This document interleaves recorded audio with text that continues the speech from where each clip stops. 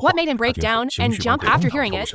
After he died, countless people, including the police, asked me what I said. I always kept silent. 5 years later, when I was completely broke, someone named Su Dongqiao found me. He wanted to buy the sentence I spoke. He wanted to know what kind of sentence could kill a man. At that moment, I was extremely excited. The person I was waiting for had finally appeared. As far as I know, Zhang Che, the CEO of a mysterious public company, was extremely afraid of death. Starting at age 40, he spent millions of dollars every year using top expert teams for anti-aging and longevity, using every possible means to keep himself looking young. Driving a man like that to suicide, was it really that hard? The man in front of me stared right at me with a look of absolute certainty. I glanced down at the cash stacked on the table, took a long drag of my remaining cigarette, and exhaled. Want to hear the story? This little bit of money isn't enough. Shin Hang sneered and dumped out the rest of the money in the briefcase. All of it. Is this enough? A total of 200,000. I, Lin Hua, am a well-known writer. As long as I write it, this story is guaranteed to be a hit. When that happens, I can give you an even bigger bonus. He finished speaking and swept his gaze across the shabby furniture in the room, his meaning entirely clear. I narrowed my eyes and stubbed it out my cigarette in the ashtray.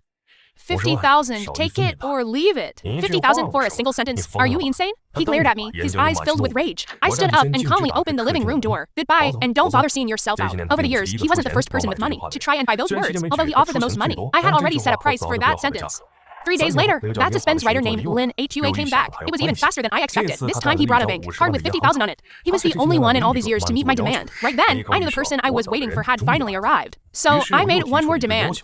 Join me for a meal, eating and chatting at the same time. That was my final condition. Lin Hua hesitated for a moment, then nodded. Afterward, he lowered his head and set his phone to emergency mode. I laughed bitterly to myself. Fair enough, I was a convicted killer after all, but the fact that he had situational awareness made for a great starting point to talk. After I checked the balance on the card, Lin Hua asked the question that countless people had asked over the years. How did it happen? Through internal channels, I learned. Zhang Qi's company was raided and sealed because of illegal human blood procurement and suspected trafficking of human organs. In his company's cold storage, they found a massive amount of severed human limbs, and he himself was likely procuring organs and hiring killers. I'm just curious. Back then, you kept insisting Zhang Che committed suicide, willing to serve a 3-year prison sentence, rather than reveal what you actually said, given that Zhang Che was such an extreme egoist, who loved his own achievements above all else. What on earth drove him to a mental breakdown and proactive death?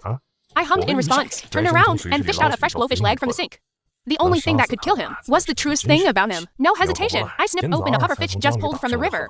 The private kitchen I ran was quite famous around here, serving an authentic pufferfish feast. This was what I used back then to catch Zhang Qi's attention. Lin Hua stared intently at the pufferfish in my hand and questioned skeptically, "Is that really it? Mr. Yi, are you messing with me?" Let me tell you, Zhang Qi's childhood was straight out of hell. His family had a genetic disorder to produce healthy offspring. His parents had many children. Any child who fell ill was never kept around. If they got sick, they received no treatment. They were left to fend for themselves. His parents were ruthless, believing in absolute survival of the fittest. You never knew which sibling would quietly vanish by the very next day, thus enduring childhood trauma. He desperately forced himself to stay healthy. For someone whose fear of death was carved into his very bones, what could ever be more precious than his own life? Indeed, at first, I thought so too. I looked up at Lin Hua, handsome male models, and sliced open the pufferfish's defensive belly, but that precisely became my breakthrough. To find his truest weakness, I stayed by his side. For a full 5 years, I spoke as I picked up the scissors, piercing the inflated fish belly, cutting straight down the middle, draining the blood, removing the internal organs and eyes, tearing off the skin, and dropping it back into the water. I turned on the faucet full blast, washing the pufferfish meat with running water. The meat, organs, and eyes of the pufferfish must be completely purged of blood. They need to soak under running water for over half an hour. Let's sit down and have a cup of tea. My kitchen is open plan, seamlessly integrated with the tea room. It's very convenient. I designed it this way ever since I moved in. Lin Hua glanced at the pristine white pufferfish meat free of blood and sat down beside the tea table. Have you ever eaten pufferfish before? He answered flatly. I wanted to eat it back then. After my father passed away, I never ate it again. Pretty much the same for me. I had a loved one who loved eating it. After they were gone, I never touched a single bite of pufferfish again, only cooking it for others. Today I'm sharing your kitchen. Lin Hua didn't pick up on the sentimental tone, cleared his throat, and said, "I don't have much time. Let's get back to Mr. Yi, finishing the story before lunch." Clearly, he had no interest in my emotional side. No problem at all. I'm more than happy to oblige. I brewed a pot of tea, poured 2 cups of tea, placed one in front of him, and kept one in my own hand. Just telling you that sentence now would be too perfunctory and slightly unfair to the $50,000. Let's do this. I'll start from the very beginning, which will help you understand that sentence better. He nodded, crossing his arms tightly over his chest, posturing defensively. I smiled and said, "Relax, I'm not a psycho killer who goes around murdering just anyone." He forced a smile. I'm not some psychotic serial killer who kills just anybody. He forced a smile, relaxed his arm slightly, though the folding knife in his pocket remained vaguely visible. I let out a soft breath and began telling him the story of Zhang Che and me, relaxing my arms. The pocket knife was partially visible. I let out a soft sigh and began telling her the story of Zhang Che and me. Everyone who knew Zhang Che called me a jinx, a powerful woman who commanded the business world. Everything he cared about ended up in my hands. When he jumped from the building, his spirit completely collapsed. The millions he spent every single day smashed his face to pieces. After his death, the company he spent over a decade building was seized and auctioned auction off. The Zhang Empire was destroyed overnight, while his loyal friends were successfully dismissed and sent to prison. Little did they know, every cause has an effect. When I was very young, my father worked as a security guard at Zhang Qi's company. The guard job was stable, but the pay wasn't high, barely enough for our family of 3. A family like this was destined to withstand no storms or hardships. When I was 9, my mother fell ill. Father took her to a hospital, funded by Zhang Qi's company. The doctor said she had stomach cancer, and 2/3 of her stomach was removed. Every so often she needed chemo and radiation. Father spent all our meager savings, and eventually even sold our house. It took a whole year to control my mother's illness, yet fate showed us no mercy. 3 years later, my mother's illness relapsed. The cancer cells had spread all over my father. Many people advised my father to give up, but he said as long as he had a breath left, he would never watch my mother die, because as long as mother was still here, this home was complete. To avoid dragging down the family, mother tried to end her life multiple times, but father stopped her every time. Then the whole family suffered immense torment. I just watched my mother, from someone who was plump, gradually turn into someone looking like a skeleton. Sometimes I selfishly thought, if mother's suicide had succeeded and she left early, or if father had let go, would the ending have been different? To get money, to continue treating my mother's illness. Father became an essential worker at Zhang Qi's company. After doing it for 3 or 4 years, both his liver and kidneys failed. Mother suffered endless torment from her illness, and in the end, she still passed away. Poverty is a person's greatest crime, because poverty deprives people of their basic human dignity and the possibility of happiness. Back then, I was only 15 years old, and went to Zhang Qi's doorstep to become his blood bag. A blood bag? Lin Hua, who had been staring at the teacup, suddenly snapped her eyes to look at me. I picked up my teacup and took a sip. Yes, a blood bag.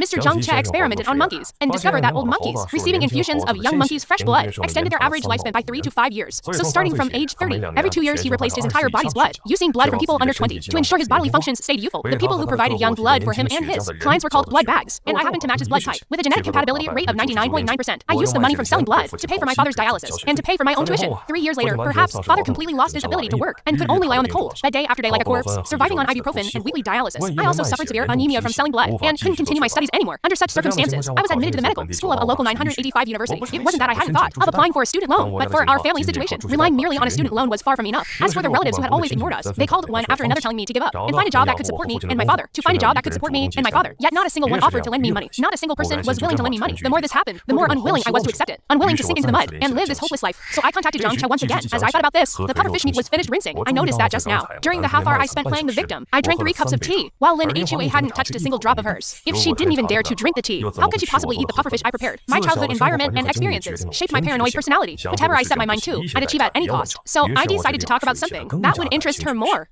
Zhang Che asked me, besides selling blood, what else was worth selling? I said my body. I could be a sex worker. She laughed, saying she didn't lack people. I said my dignity and soul. I could be her dog, her sharpest blade. She shook her head. She didn't lack those either. Finally, she said the only thing she needed there was a lactation consultant. Lin Hua looked completely incredulous. A lactation consultant? I nodded, grabbing a piece of raw meat and placing it on the cutting board, slicing it into small pieces. You heard me right? A lactation consultant. Pufferfish meat is nourishing and promotes longevity, but milk stimulated by specific drugs, called immortal wine, is even more nourishing.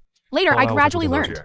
Zhang Che specially raised a group of young women as dairy sheep. Many wealthy elites ordered immortal wine through her, but immortal wine also had different grades. Zhang Che paid extreme attention to maintenance and health, with all body indicators being completely perfect. The milk she produced belonged to grade A wine, and the vast majority was enjoyed by herself to regulate her physical condition. As for the remaining portion, whether she traded it to wealthy elites or not remains unknown. Hearing this, Lin Hua couldn't help herself and swallowed hard. To hide her probing, she picked up her teacup for the first time and took a sip of the bitter tea. So Zhang Che taking you in was just to help her produce. More immortal wine? I gave a slight response. Right and wrong.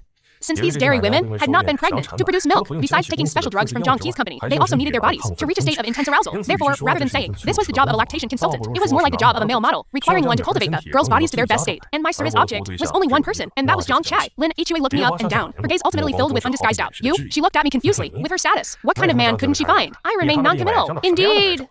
Experienced, handsome male models were a dime a dozen around Zhang Che. Actually, I was puzzled too. Why Zhang Che had her eyes on me? Later, I found out Zhang Che had a mental cleanliness obsession. This developed after her ex-husband died, which turned into a severe aversion to intimacy. And I happened to bear a striking resemblance to her dead ex-husband, and everything turned into nymphomania, and I looked just like her late ex.